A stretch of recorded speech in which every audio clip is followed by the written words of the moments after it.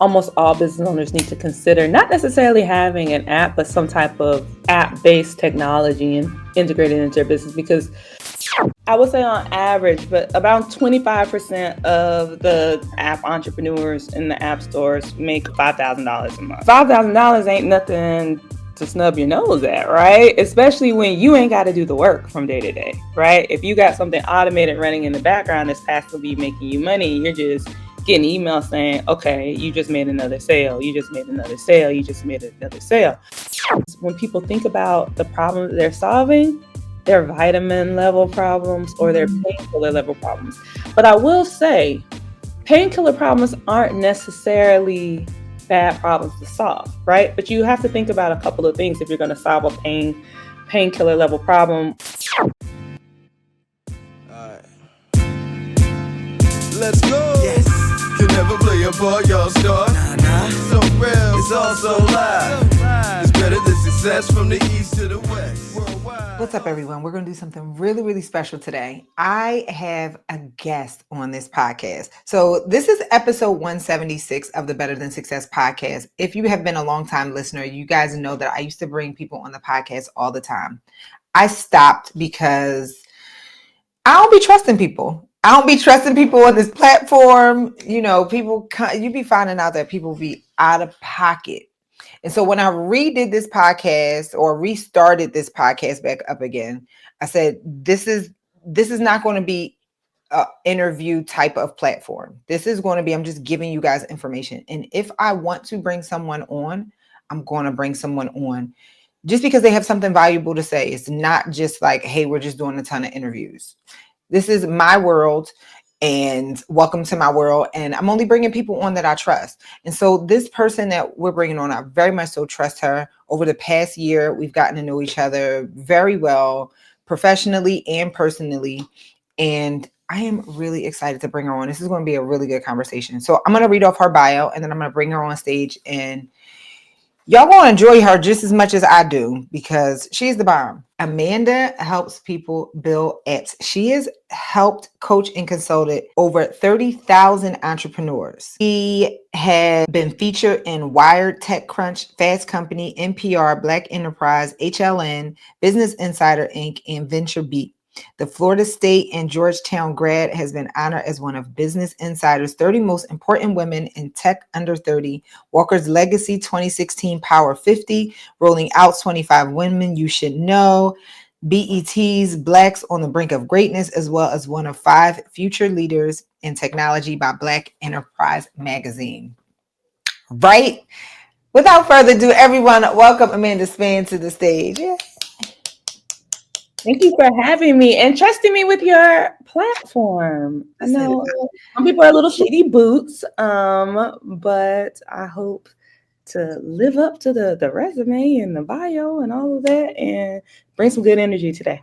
Listen, I don't be trusting everybody. You know, I have had people on this podcast. I think I've done probably 175 episodes. 160 of them were interviews. And after a while, some of it gets redundant. Some of the people you find out are jabronis. The worst story was I had someone come on the podcast. My then staff said, yeah, there was inconsistencies in his story, but I left it up. And then later, the NFL Players Association then sent out a briefing telling people to be mindful of investing with this person, and they cited my podcast. And so, yeah, that was wild. I took that podcast episode down, and no shade to that person. Don't know, ain't me to judge. But what y'all not going to be doing is citing me in my platform. And the reference for scamming, right? Can't be that girl. No. So this time, listen, people that I'm bringing on this podcast, we know each other. We going down together. Okay. All right. Let's get this conversation popping. Amanda, I read off your bio. Why don't you tell everyone a little bit about yourself in your own words? For sure. So I'm Amanda. I am America's leading app educator. What does that mean? I help non-technical first-time founders and small business owners who have app ideas but no technical background learn how to work with developers to bring their app ideas to life. So I coach you step by step through the process so you don't get taken advantage of, so you don't waste your time and your money. My background and how I got to be America's leading app educator is kind of trial by fire, right? Is a mix of a couple different things. For a very long time, I worked in what we call tech-based economic development, which means when different communities, cities, and towns want to build their own version of Silicon Valley, little tech towns, they call me in to build out customized programs and plans. And as I was going to all of these places, I was noticing that, people didn't have a lot of resources or foundational education to kind of get them started. They wanted to build the startups, but there was no educational programs or resources to help them kind of bridge that gap and that digital divide. And so that was a catalyst for me. And then, being a non-technical founder myself, my background is in brand development. But when I transitioned into tech probably almost 2 decades ago, there was no roadmap for me. And so I lost a lot of money very, very early on trying to navigate the process of building an app myself. My first app took me about 1.5 years to build. My second app, because I learned so much by getting so much wrong that first time around, took me 2 months. So I learned very, very quickly. And so after that, I kind of became a serial app entrepreneur and found a lot of really innovative ways to build apps and to build apps at affordable rates. So it's brought me here, but it's also taken me all over the world. So I've built out incubation programs, accelerator programs, business support programs on the continent of Africa, across the Caribbean, in rural communities all across the states. And now I am helping entrepreneurs right here in my own city and around the country get their projects off the ground. So, okay, your first and second app, what were they? Oh gosh. So my first app was an app called Alchemy because I am an avid traveler. And at the time, I was a little bit of a drinker. I like my mama likes her medicine. And so when I would go to different places, I would want to have cultural drinking experiences. So if I'm going to like Peru, I want to have like a pisco sour and I want to have it how the Peruvians have it, right?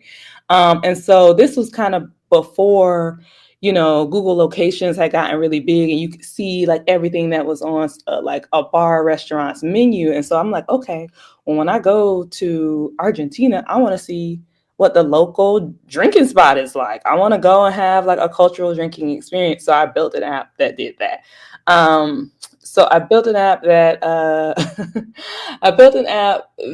allowed me to have cultural drinking experiences. Tell me like kind of like an Instagram for drinks almost, where people could share a feed in like really cool places around the world. There was a map where you could find all the coolest bars and restaurants and places with bars. And then we also had like 16,000 drink recipes in the app. So if you wanted to just stay in and stay home, you could use it for that. The second app, I believe, because I've done a bunch of apps right now, but like my second app, I think it was like a Facebook downloader because at the time it was very difficult. And I think it's still kind of difficult to download content off of Facebook, like photos and videos. Facebook definitely sent me a cease and desist. But it was a great learning experience. But I built an app that allowed you to scrape content from Facebook. Yeah, they weren't taking too kindly to that, but I felt like in that moment, I was like, oh, girl, you have arrived. Facebook. They know you. They know I'm out here. And so, yeah, it allowed you to scrape content from Facebook, like the best, the funniest videos and all this stuff. So, yeah, they got the boot, but it was a cool. All right, I got tons of questions. Okay, so first of all, let's talk about before we even go in about these apps, because I have more questions about those 2 apps specifically. Let's talk about what's at stake here, right? Like, you've dedicated your life to helping non-technical founders build apps. Just FYI, I only have one client. Amanda's my client, right? I've decided I took a step back into that world, consulting world, picked up a couple clients, kept one. That's it. Not taking on anymore. And so we go back and forth about the lingo that we use. And so She's been so ingrained in non-technical founders. So let's talk about what's at stake here for non-technical founders. Let's talk about who a typical non-technical founder is and what's at stake for them to build an app. And then I want to come back to those apps because I got questions about those apps as well. Okay, so when I talk about non-technical founders, I'm talking about everyday people who are professionals, have some type of skill set, domain expertise. They are educators, they're doctors, they're lawyers, they're real estate professionals, they're developers, real estate developers, that is, not a technical developers. And what I like to call this group of people is the kind of the missing middle. And I say the missing middle in terms of like tech, right? Because, or entrepreneurship, because a lot of these people are in some way kind of running businesses, side hustles already, but they might not necessarily identify as an entrepreneur. And some of them might identify as an entrepreneur, but they're not a technical entrepreneur. So right now, if you want to get into the startup space, if you want to build a technical product, there's not a lot of resources for you to explore. So like entrepreneurship education is kind of split in between like mom and pop shops. Like you can get all types of resources if you want to start a bakery, right? And if you want to start like a billion-dollar technical startup, you can go out to Silicon Valley and they got tons of programs to support you. But what if you're somebody in between? Like what if you are a doctor who has an amazing idea to revolutionize patient care? You've never had any technical experience. No one's ever taught you how to build a product before. And so I support people like that who have extraordinary ideas, who have domain expertise. Because my theory is that these people are far more equipped to build the products of the future than a lot of developers are. Like a developer isn't going to know anything about curing cancer or patient care. They're just going to know how to be the construction worker who builds it, right? And so I want to support those people in the middle because I think they have powerful ideas and they have the power to transform a lot of industries and to make their lives easier in the process. So what's at stake for someone that is, one of these people in the middle, the doctor that can transform patient care, who has an idea to make his practice run smoother or his patients' lives easier? What's at stake? Like, hey, I'm not trying to go and raise $1 billion. This is not going to be a unicorn, but like, why should this person definitely do it outside of just streamlining a few processes within their business? Well, I think first of all, I think there's a lot of people who are running their businesses or their workforce, and they're working in their business, not on it, right? Like a lot of us talk about entrepreneurship, but we are employees to our businesses almost because we have set it up in a way that we are slaves to it, right? And so it's really important to me to help people find their freedom by using tech and automation to have better quality of life. But also, like once you jump into that process, right, and you decide, okay, I do want to buy back my time, and I do want to automate things, and I want my business to grow and scale, right, using some type of tech and automation, you run a huge risk of losing as much as $50,000 as a non-technical founder, because you just don't know what you don't know. A lot of non-technical founders get taken advantage of, and $50,000 is an arbitrary number. It is a stat that is commonplace across the tech scene, that non-technical founders tend to lose as much as $50,000 in wasted time and money trying to build products when they don't know what they don't know. A lot of times they get taken advantage of by developers. Not everybody's a shady developer, but sometimes you get taken advantage of, and sometimes they build exactly what you told them to build, but you didn't know what to ask for, right? Additionally, like people just waste a lot of time. Sometimes those, I know people who are still working on the app since 2018, 2019. And I'm like, baby, you should have called me. Called me. But if you don't call me, I can't help, right? Right. I actually met a guy a couple of months ago at Google, and I forget how much he told me his app he spent on his app. I want to say upwards of like like $185,000 he had spent on an app. He fundraised, so he's beholden to investors and everything now. Like he got to yield a return, and he spent $185,000 on this product. And he was like, after I told him what I did and all that stuff, he was like, "Well, how could you have helped me?" And I'm like, "Baby, I could have probably saved you $180,000." Ooh, for the type of app that he built? Yeah, yeah. It wasn't anything radically difficult, and I'm like, "Yeah, they got you, and they got you good." Dang. Yeah. All right, So so I want to be that guy. let's talk about how much money can be made. Like, okay, I'm a doctor. I could help streamline the process. For sure make my life easier, but like, let's talk about where's the money? So I would say on average, but about 25% of the developers or app entrepreneurs in the app stores make around a minimum around $5,000 a month. And so $5,000 ain't nothing to snub your nose at, right? Especially when you ain't got to do the work from day to day, right? If you got something automated running in the background that's passively making you money, you're just getting emails saying, okay, you just made another sale, you just made another sale, you just made another sale. I think additional $5,000 every month could dynamically change a lot of people's lives, right? And what I focus on in particular is not necessarily unicorns or trying to like build $1 billion startups, but helping people create processes, systems, apps that can improve their quality of life and improve the community around them.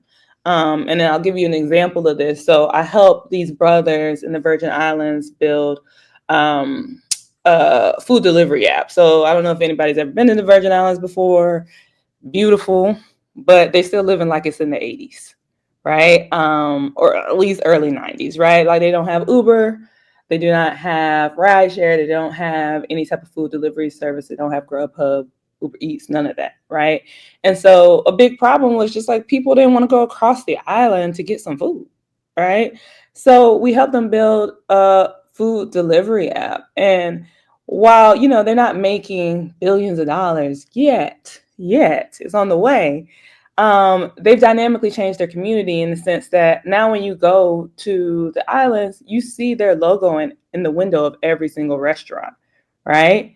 Now they're bringing additional revenue to all of these small businesses. And in addition to that, they're employing people even fractionally within their community. I think the average income in the Virgin Islands is around $22,000 to $24,000 a year. Right? Imagine if someone is making an additional $1,000, $2,000, $3,000 a month, making deliveries on the side on something, they might, just their spare time. Right. So that has dynamically changed that economy in the sense that, the island of St. Croix only has, I think, around 50 to 60,000 people on it. Right.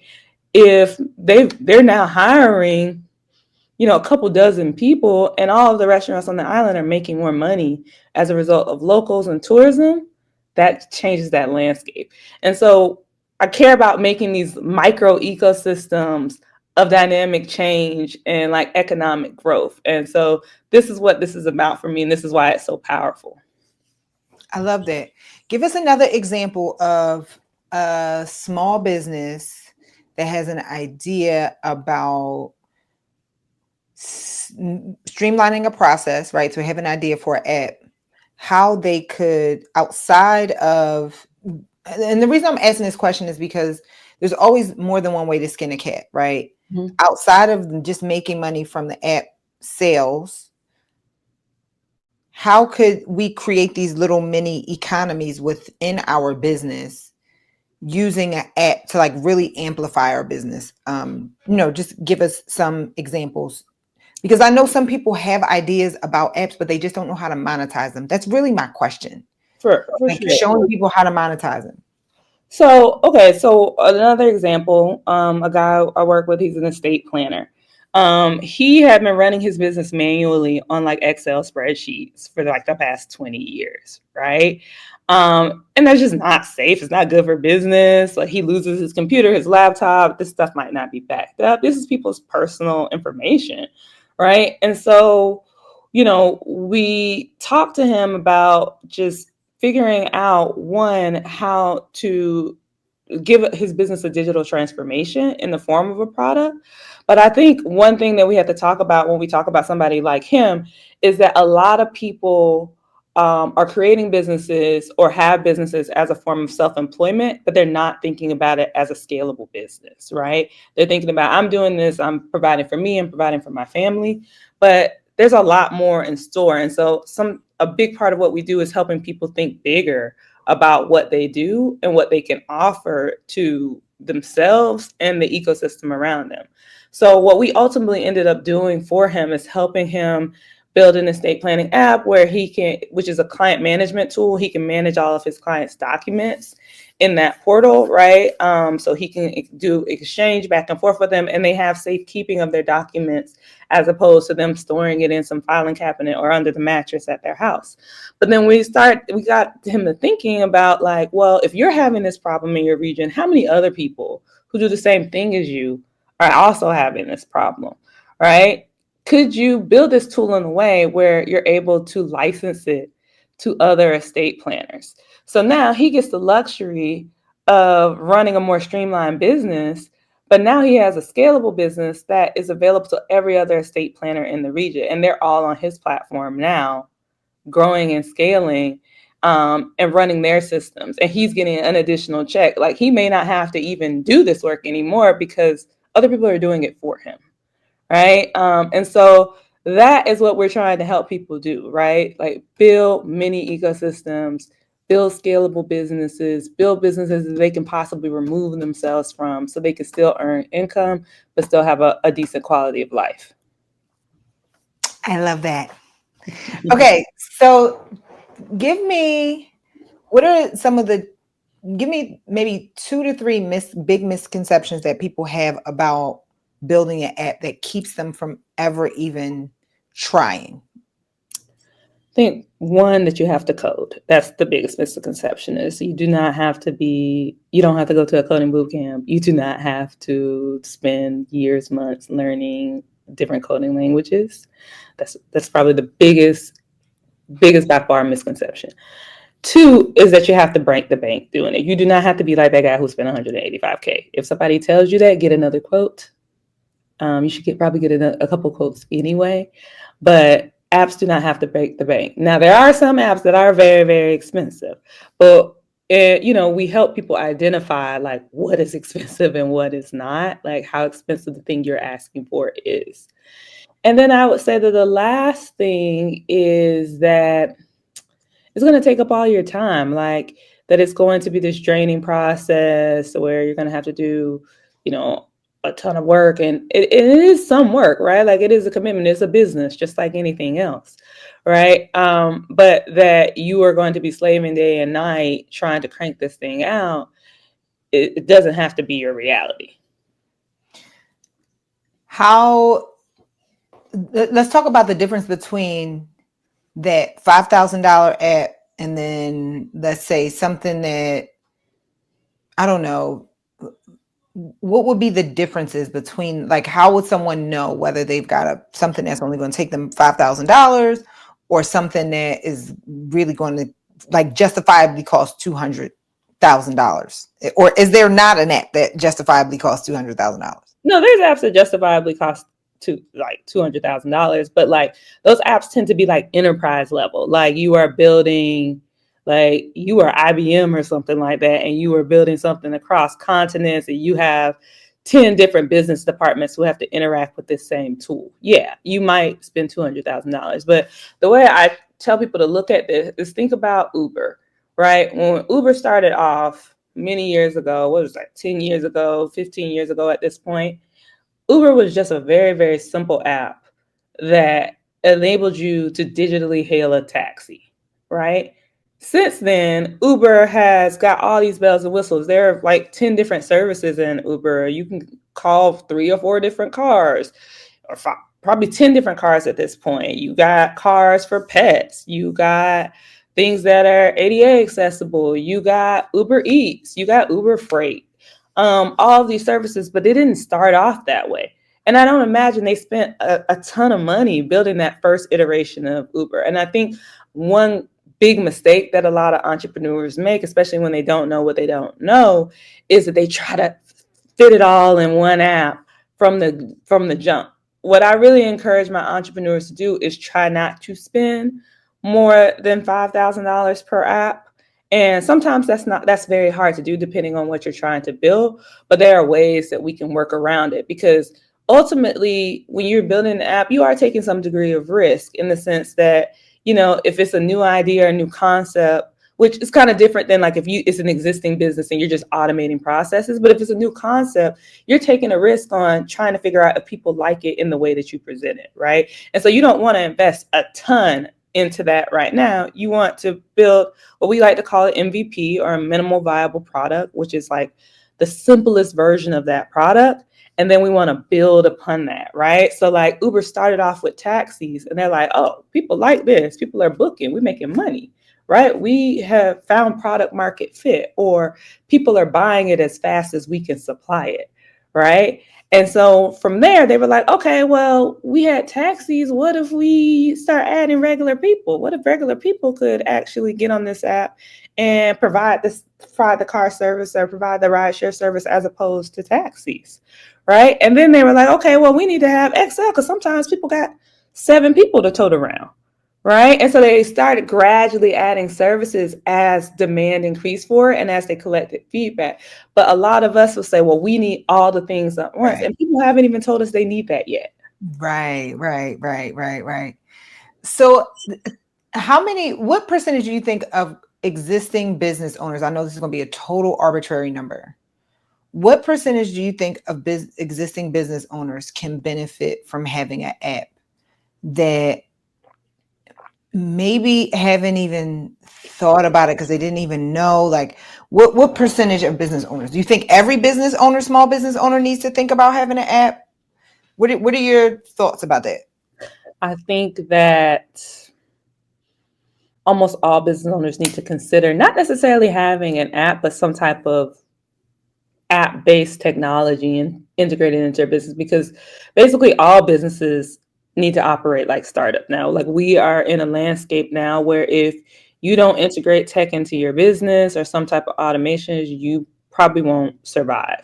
And even if you are thriving right now, it's only a matter of time before somebody comes and automates and integrates tech into what you do, and people are like, oh, I can get it quicker, faster, easier from my phone than I can from running them down to get this service.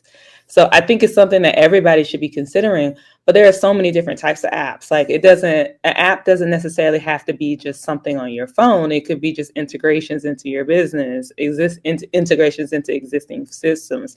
We use apps all day, every day, and we don't even realize they're apps. Like, when you filling out Google Forms and you filling out different forms on websites, so that's an app.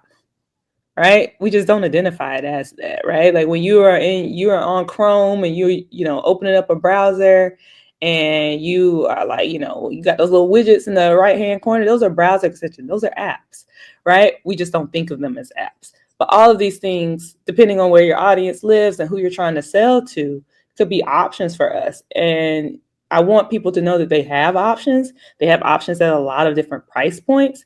And it doesn't have to be one size fits all. You could start with just automating one part of your business and then grow and scale. And as you see a demand for other things, slowly make that investment into something else. Okay. So let's talk about, I have like 3 questions. I'm trying to roll it into one. In terms of automation, so I'm trying to think about this from the perspective of, I'm new and I'm just now hearing about you. I never really thought about doing an app for my business. And I'm like, hey, I don't really know what I could do. How can I leverage this app, this app technology into my business? What types of questions should an entrepreneur be asking themselves about how to leverage an app in their business? Should it be something where they're automating a process that they do? Should it be something where they're automating a process that the customer does?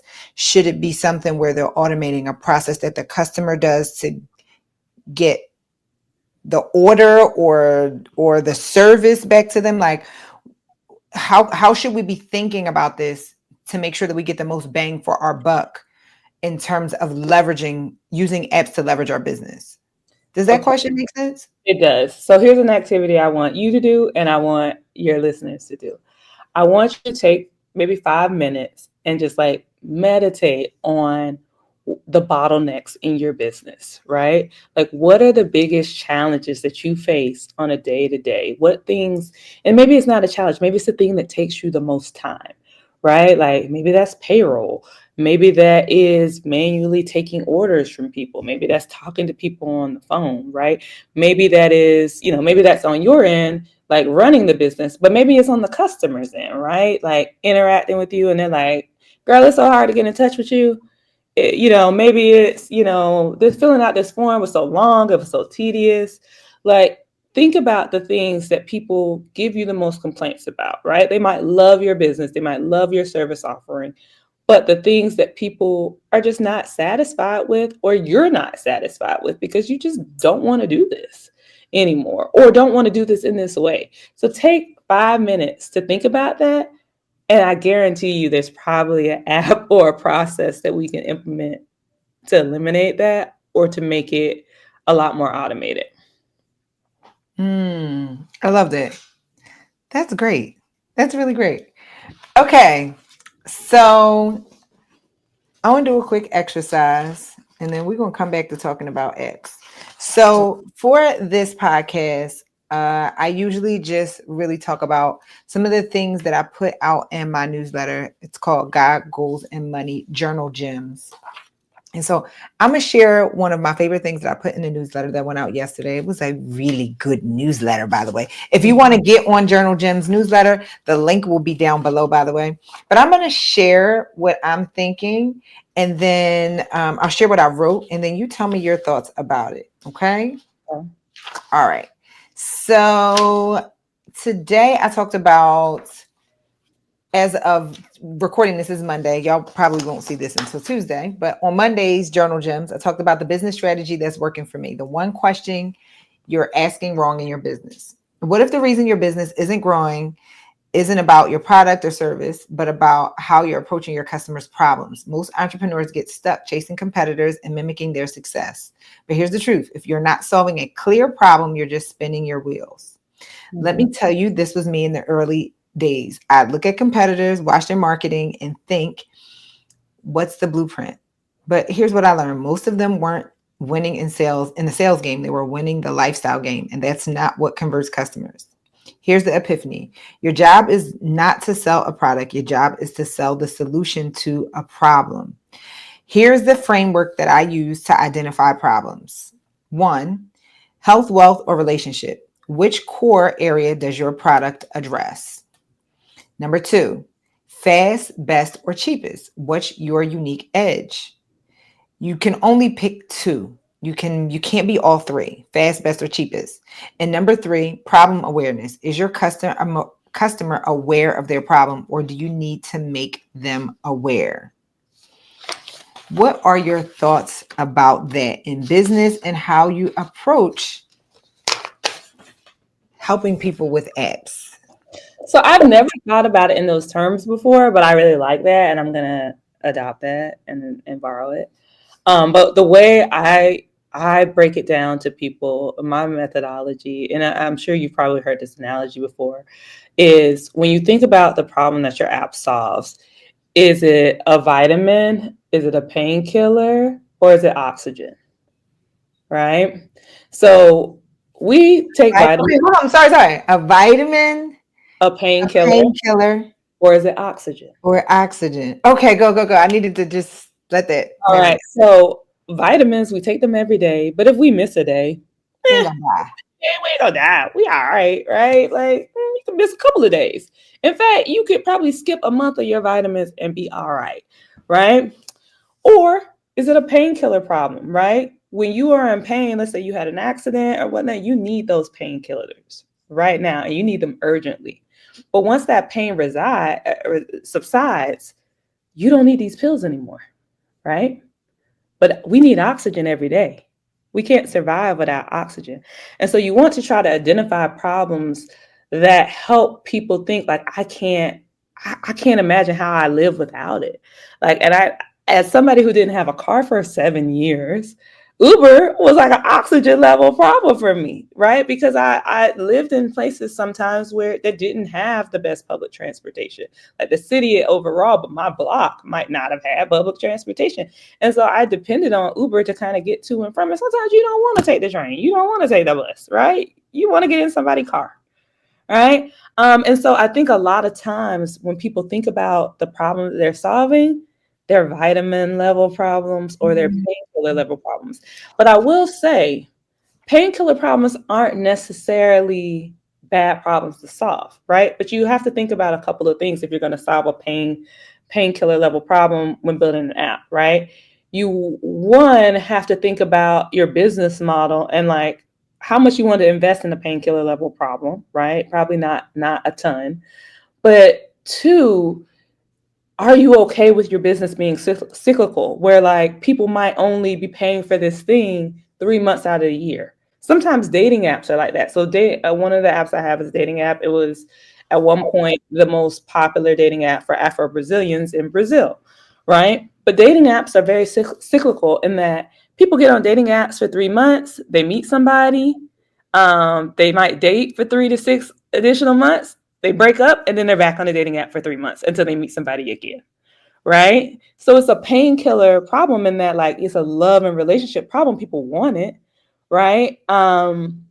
People want it. People desire relationships or whatnot, but people can also meet people offline, right? People can also meet people through at church, through friends of friends, through at the park, in the run club, whatever, right? So, it's not the same thing as oxygen where like people need to get to work every day. People need to get to where they're going. People need to go get some help picking up their groceries, right? People need to be taken across town. Like, it is a sense of urgency. Like, I don't need to go on a date tomorrow, but I do need to pick up these groceries. You just unlocked something for me. Okay. Lay it on me. Okay.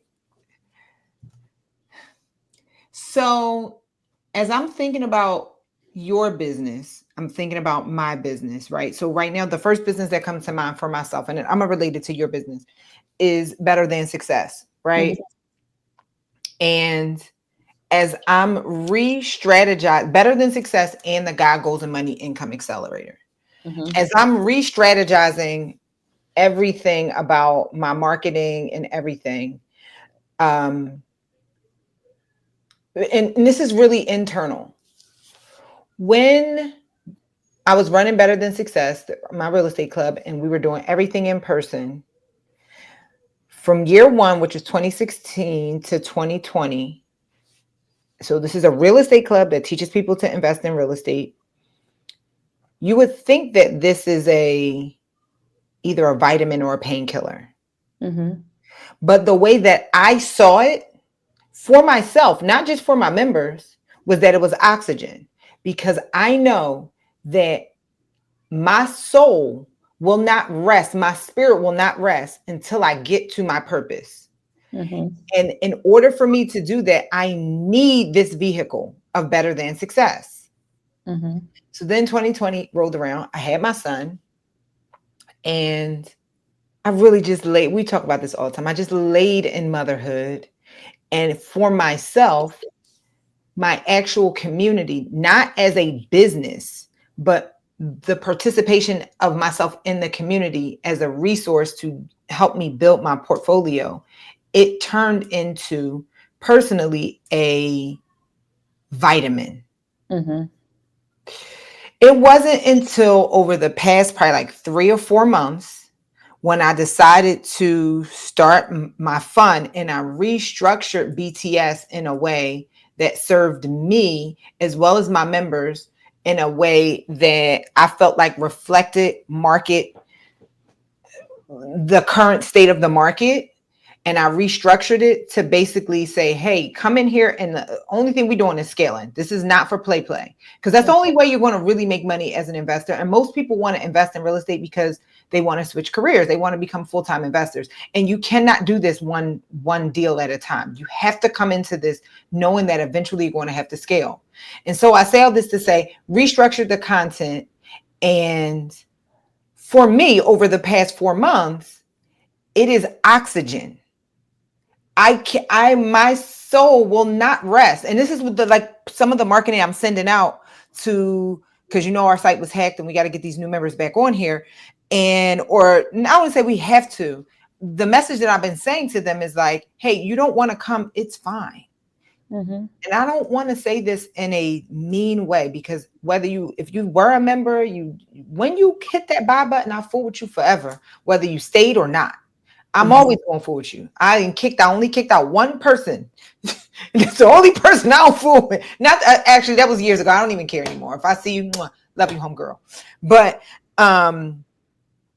my whole point that I'm making is the messaging that I'm sending out.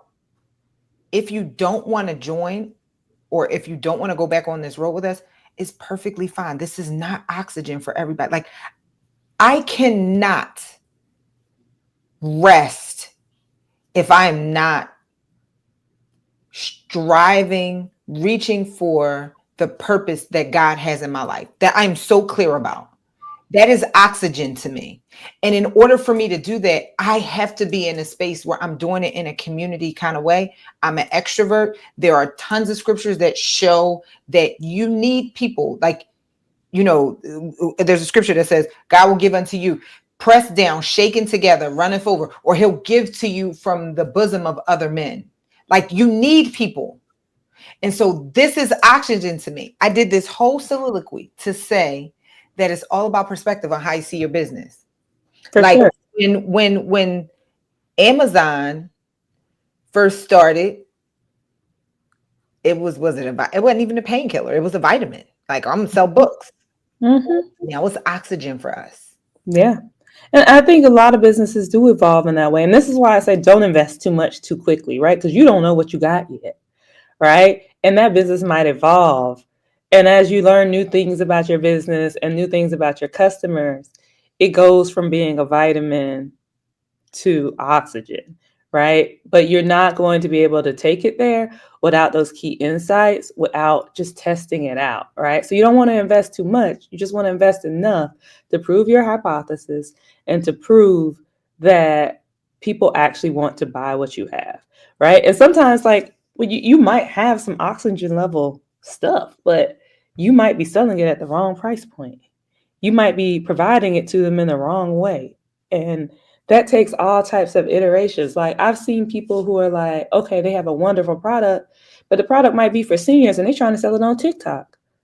Maybe the aunties ain't on TikTok. I mean, some of them are, but like the people you might be trying to sell to might not be on the TikTok every day, right? They probably over on Facebook, right? And so just thinking about, like, am I selling in the right place, and just finding that product market fit so that people are buying as soon as you can deliver it, right? But sometimes that just takes time, and it just takes the evolution of your business. Like, I just read a stat the other day. Angry Birds, they make millions of dollars a day, and they've been around, I don't know when Angry Birds launched, but I feel like they have been in our face for the past 10 years. They've rebuilt that app 51 times. 51 times. And I'm not saying that you guys are going to take 51 times to get it right. But I just imagine, like, now they are making millions upon millions a day, and they've been making millions upon millions a day for years. Like, I think I read that they had made, like, they reached like the $500 million mark, like the last year or the other year or whatnot.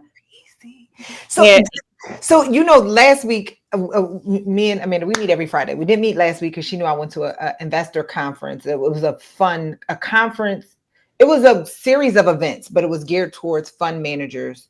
And I just been calling it investor conference. I don't feel like explaining to everybody, but y'all know I'm starting a $15 million private equity fund, real estate private equity fund. And so I went to this series of events, and it was Amazing. I had the time of my that's a whole nother episode. Okay. If we weren't doing this, I would have just sold y'all on this whole thing. I just had I am in my space, y'all. This is my space. I have arrived. But anyways, one of the big takeaways that I got from it was one of the guys, one of the coaches, he's a fund manager and he's launched a couple different funds.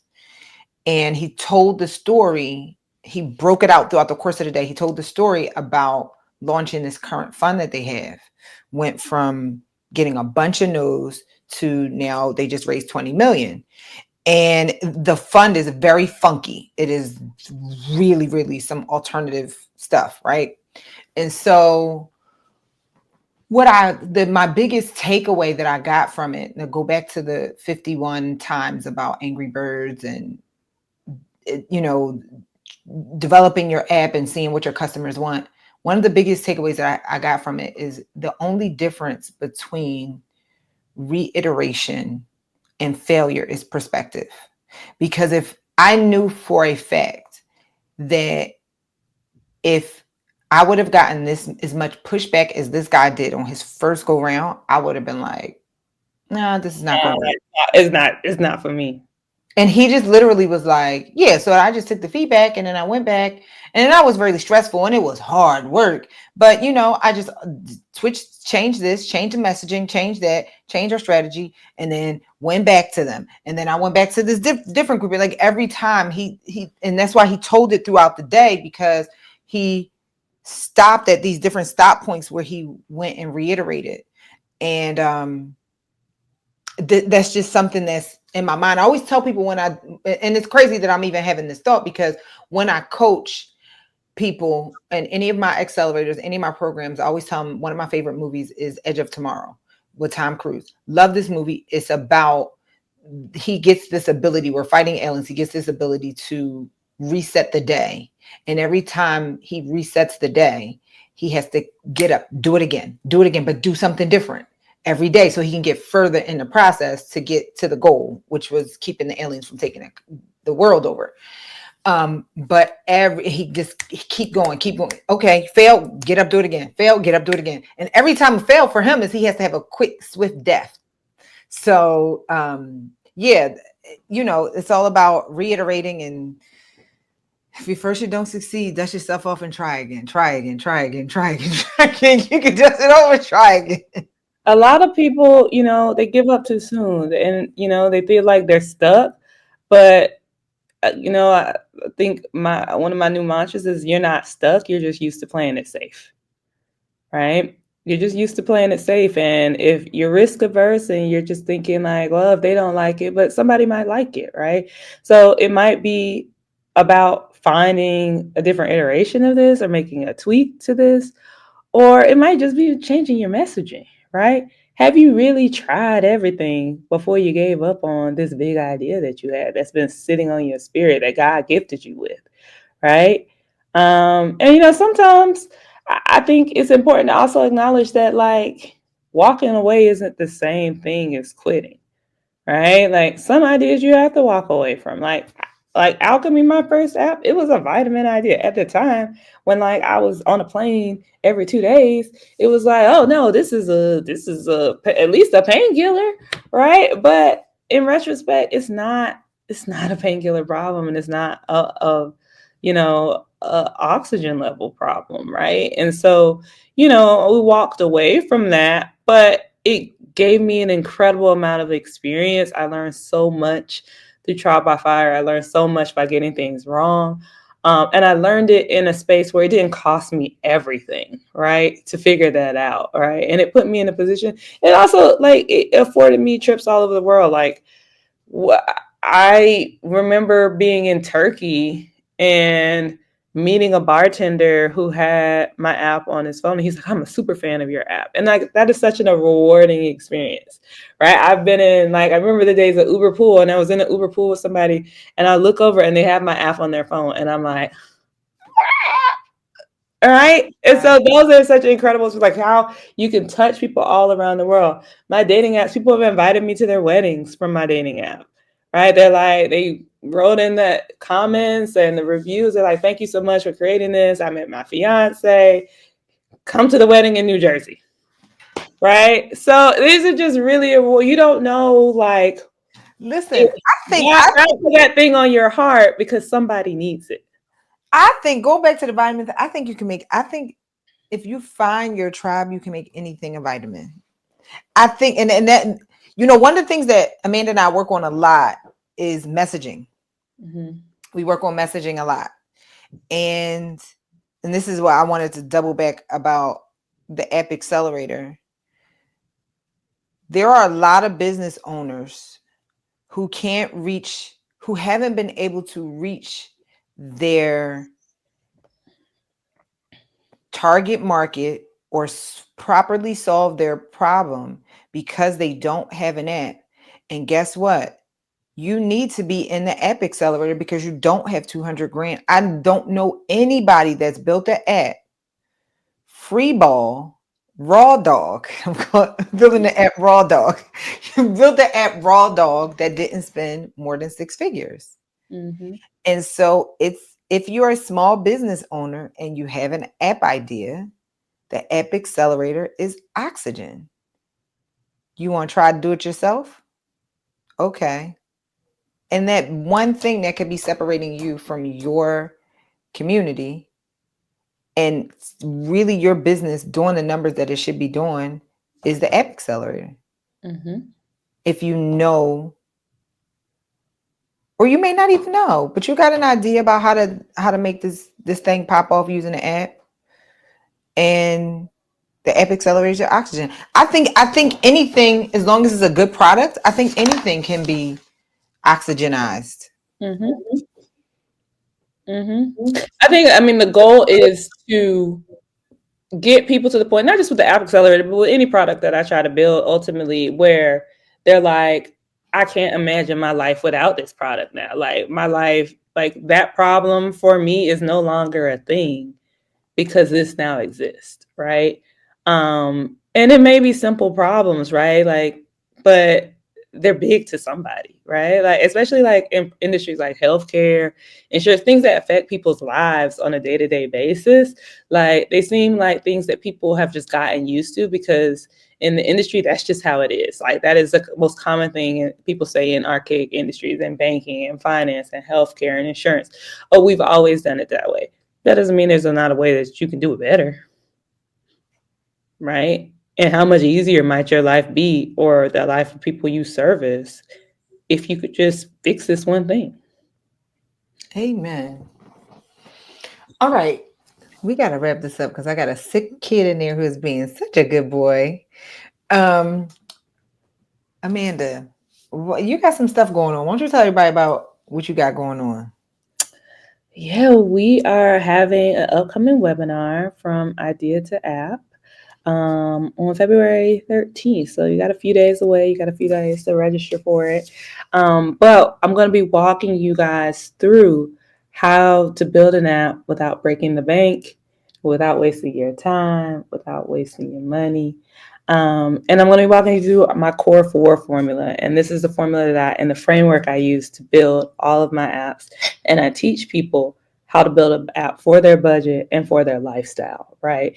And that lifestyle part is important because, some apps require a lot more maintenance and management of you than others, right? And if you are a lifestyle entrepreneur, you don't want to enslave yourself to an app that you got to work on every day, right? So we got to make some smart decisions for you to make sure that you're making that money, that you're connecting with the right audiences, but you're doing it in a way that aligns with your lifestyle. And I think that's very, very important to me. Like, these apps can be lifestyle businesses, but you have to pick the right pathway to go. And so we'll be walking you down that and going through my core 4 formula, and really excited about sharing that with you.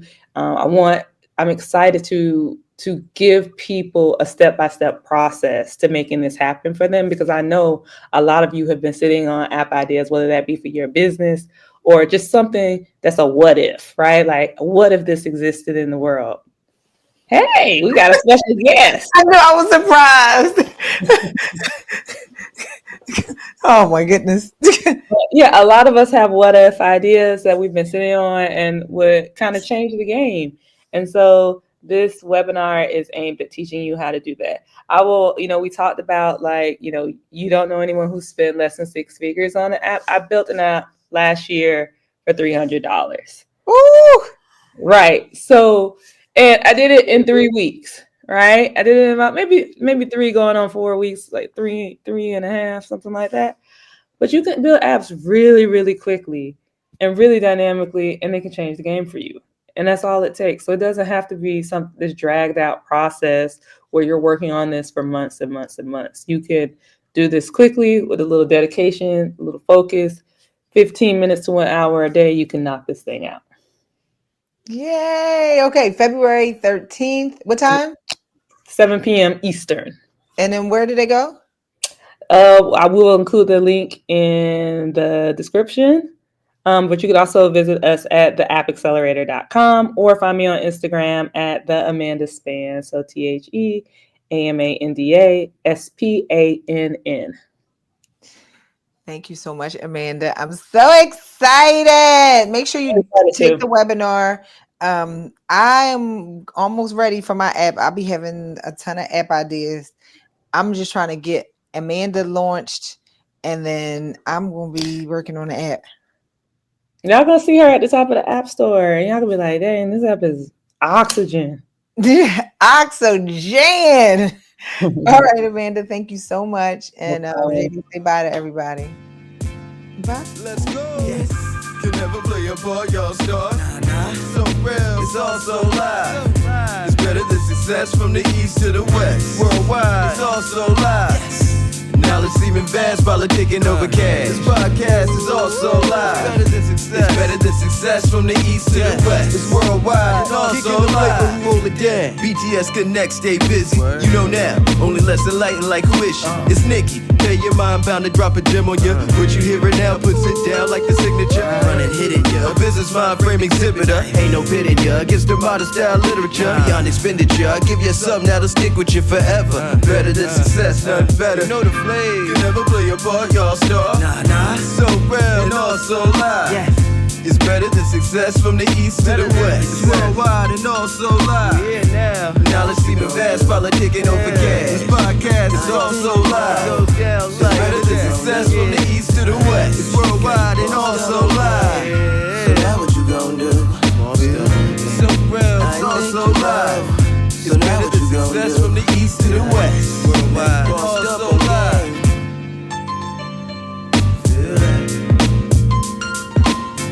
Hey, it's better than success. It's all Scott. Yeah. Let's go.